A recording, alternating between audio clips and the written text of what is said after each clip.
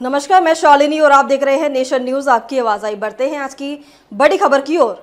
जातियों में हेराफेर कर चुनाव में फायदा लेती है नीतीश सरकार, प्रशांत किशोर ने लगाए गंभीर आरोप। जनस्वराज पार्टी के सूत्रधार प्रशांत किशोर ने बुधवार को बयान जारी कर कहा कि जातियों के वर्गीकरण में हेरफेर चुनावी लाभ के लिए किया गया।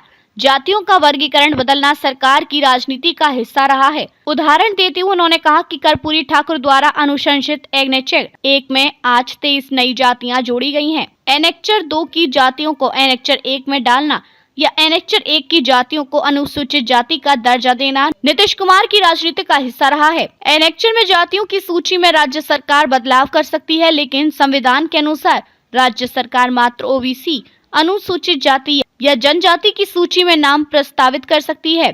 प्रशांत किशोर ने कहा कि दर्जा देना या नहीं देना पूरी तरह से केंद्र सरकार के अधीन है।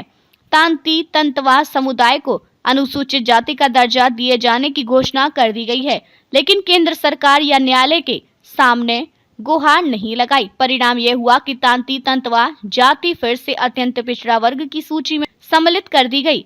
वहीं दूसरी ओर पटना में केंद्रीय खाद्य प्रसंस्करण उद्योग मंत्री सह लोक जनशक्ति पार्टी के राष्ट्रीय अध्यक्ष चिराग पासवान ने गुरुवार को कहा कि एक सोची समझी रणनीति के तहत विपक्ष की कई पार्टियां ऐसे माहौल बनाना चाहती हैं कि वक्फ संशोधन विधेयक मुस्लिमों के खिलाफ है।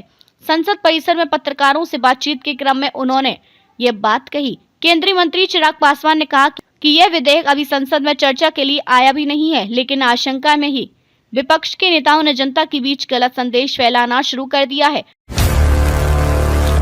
सड़क से सदन तक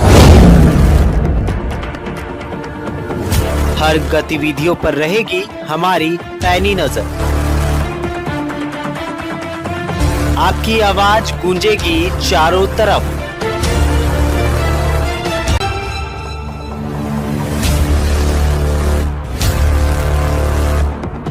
क्योंकि हम हैं नेशन न्यूज, आपकी आवाज आपके साथ।